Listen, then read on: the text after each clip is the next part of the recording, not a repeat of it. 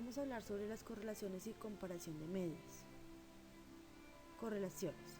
Observaremos cómo se pueden expresar las relaciones entre las variables estadísticamente, analizando dos medias, covarianza y coeficiente de correlación. Es importante antes de iniciar recordar el término de varianza. La varianza de una sola variable representa la cantidad media que los datos varían de la media. La covarianza es una medida de relación entre variables.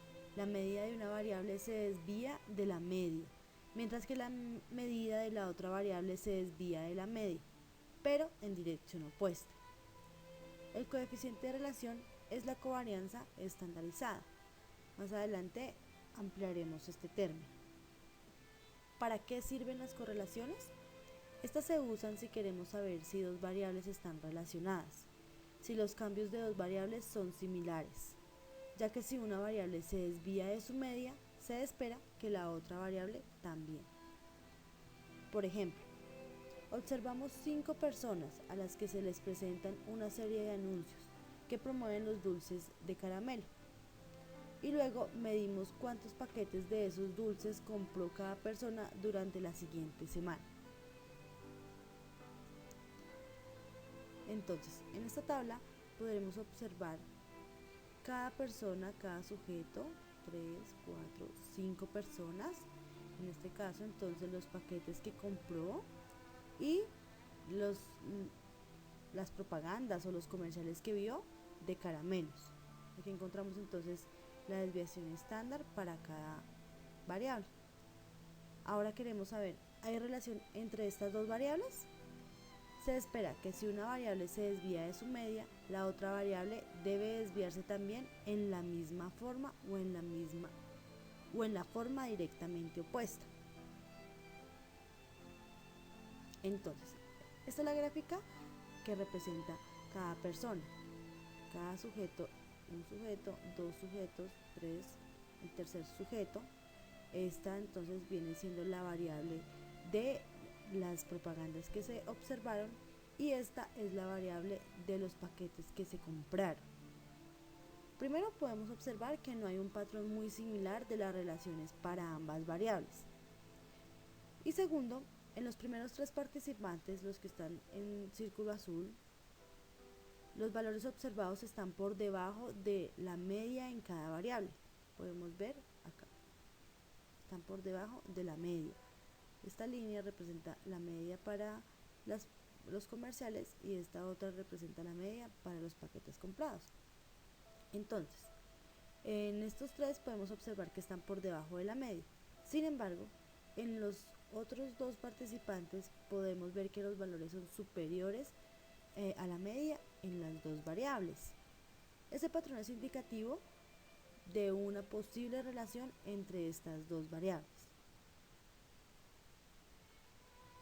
Para calcular la similitud entre el patrón de las diferencias de las 2 variables es posible. Primero, calcular la cantidad total de la desviación, pero se encontraría que las desviaciones negativas y positivas se cancelarían.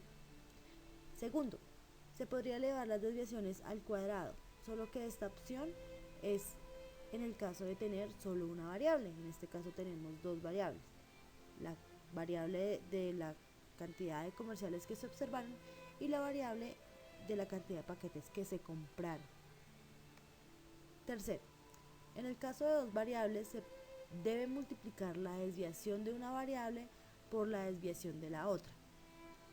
Entonces, aquí podemos observar que si es positiva, van en la misma dirección. Si es negativa, van en sentido opuesto. Multiplicar las desviaciones de las variables es obtener desviaciones entre productos. Es decir, hacer este tercer paso, que es el recomendado, se llama desviaciones entre productos. Para poder decir que una covarianza es grande o es pequeña, es importante que el conjunto de los datos se midan en las mismas unidades de medida. ¿Qué quiere decir esto? Que son en unidades de temperatura, por ejemplo, sea en centígrados, Fahrenheit o Celsius, por ejemplo. en lo mismo que si son unidades de volumen, de distancia, metros, centímetros, kilómetros, de peso, de área y demás. Este último es velocidad. Vamos a hablar de la normalización. La normalización es convertir la varianza en un conjunto estándar de unidades para poder comparar fácilmente los resultados. ¿Cómo convertimos las medidas que no tienen unidad? Entonces, un ejemplo, vamos a medir actitudes. Las actitudes no tienen una medida una unidad de medida para poder establecer, digamos que un resultado numérico. Por lo tanto, la medida que se utiliza es la desviación estándar. Esta también es una medida de la desviación media, de la media, como la covarianza. ¿Qué es el coeficiente de correlación? Bueno, aquí es donde yo les decía que íbamos a ampliar este término. Es la covarianza estandarizada, como lo dije anteriormente. Este expresa de manera cuantitativa la magnitud y dirección de la relación. Es una medida normalizada de un efecto observado, como dije anteriormente, en valores. Entonces, aquí podemos ver que si es un efecto más o menos de 0,1, el efecto es pequeño. Si es de 0,3, el efecto es mediano. Si es de 0,5, el efecto es grande. Digamos que estos valores que se han mencionado no dan una interpretación específica para unos resultados, pero sí nos pueden orientar. El coeficiente de relación, cuando es 1, la relación es positiva, aumenta en cantidad proporcional. Si el coeficiente de relación es menos que 1 o menos 1, la relación es negativa, una variable aumenta, la otra variable disminuye en una cantidad proporcional. Es cuando se dice que van digamos que direcciones opuestas. Y el coeficiente de relación, cuando es igual a 0, quiere decir que no hay una relación lineal en lo absoluto. Vamos a hablar de la importancia del coeficiente de correlación. El coeficiente de correlación es usado para las hipótesis, para poder probar en las hipótesis si este es diferente de 0, es decir, diferente de ninguna relación. ¿Cómo probamos hipótesis? Se pueden usar, por ejemplo, puntajes Z.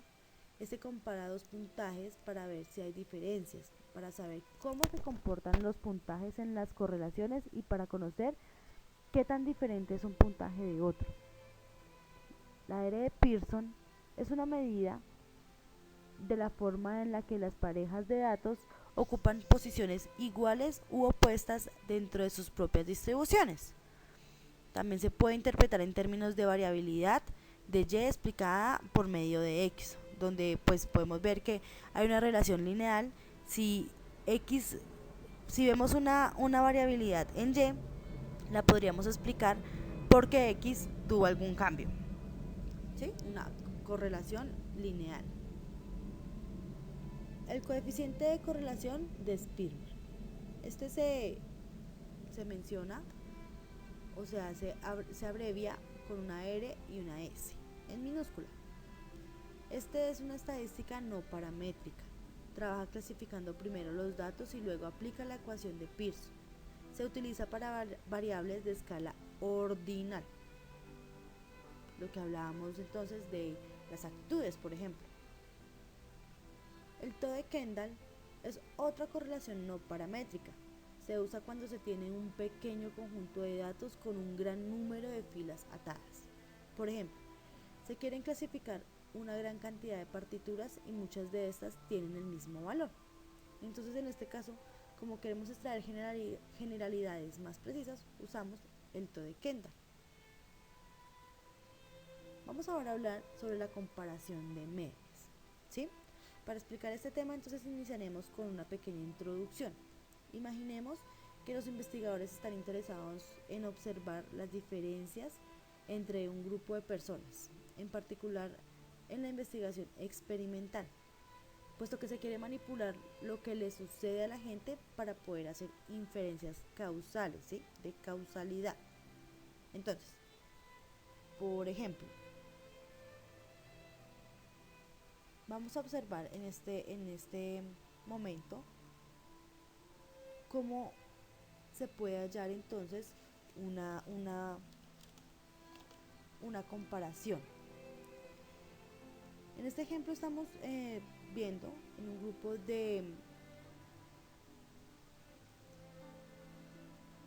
de personas en particular,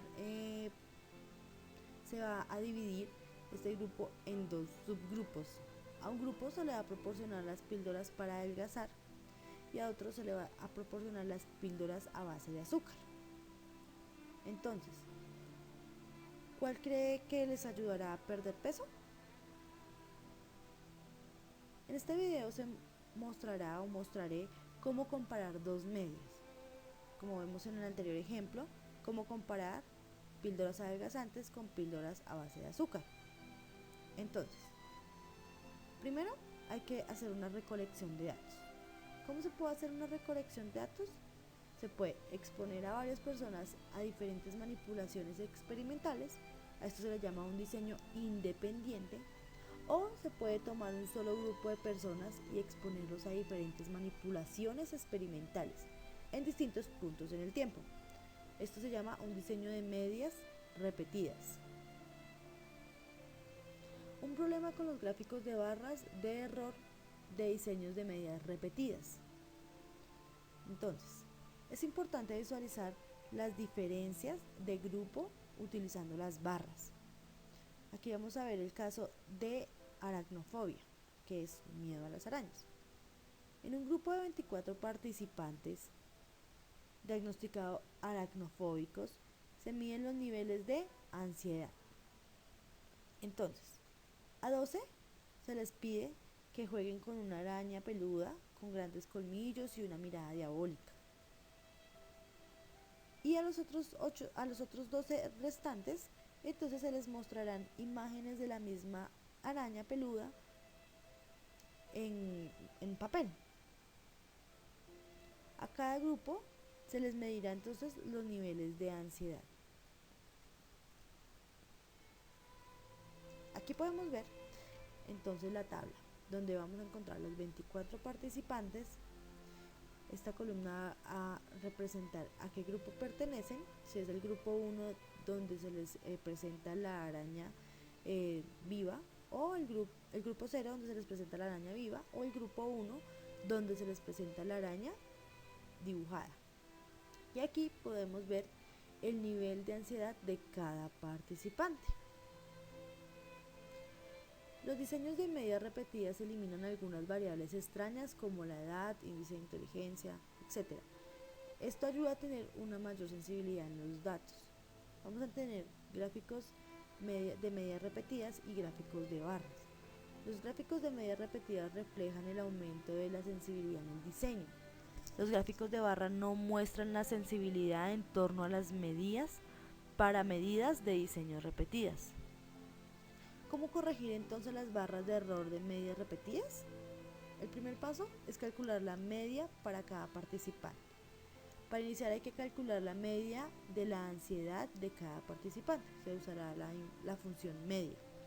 Aquí podemos ver, esto es una figura de StatGraphics, que es el programa que se usa para poder calcular la media.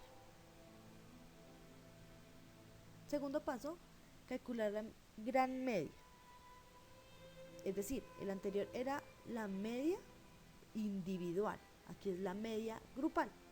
La media general es la media de todas las manipulaciones. Para este ejemplo, la media que usaremos es 43.50.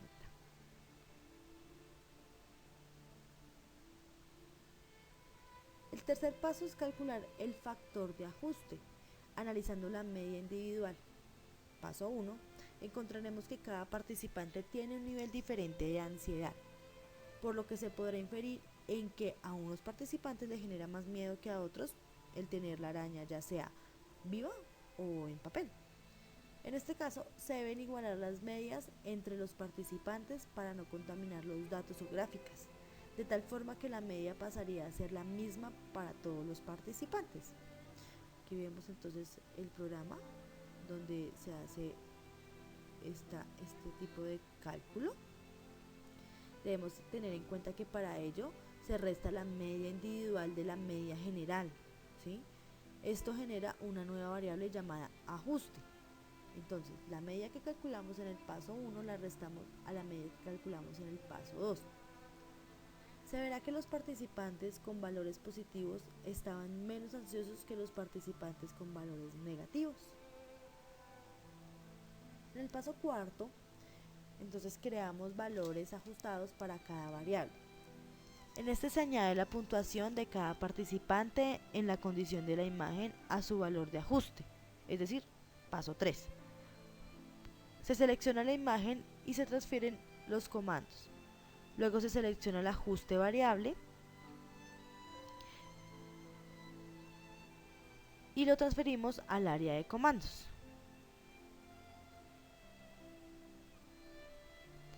En este caso, se crea una variable llamada real ajuste, que contiene los valores de las propiedades, y luego agregamos el valor de la columna ajuste, de esta manera, como se muestra en el gráfico. El t-test.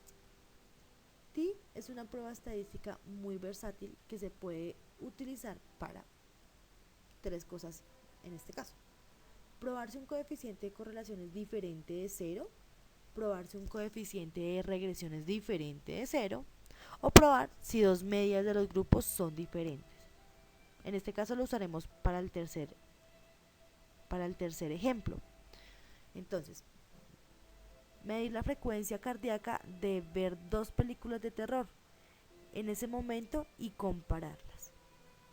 O escribir un ensayo mientras escucha la música favorita y luego escribirlo sin escuchar música.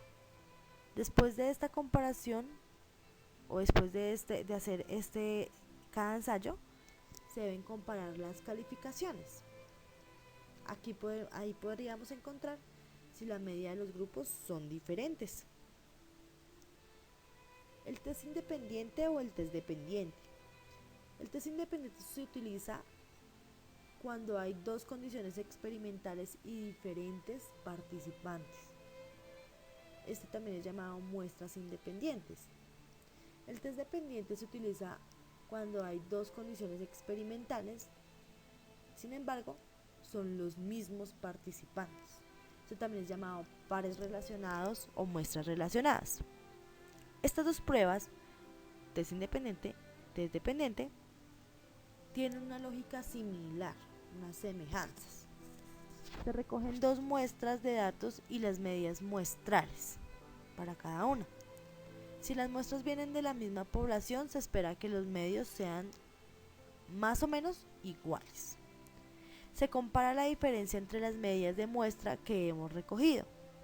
Y aquí es donde podremos ver si la hipótesis nula es verdadera o es falsa.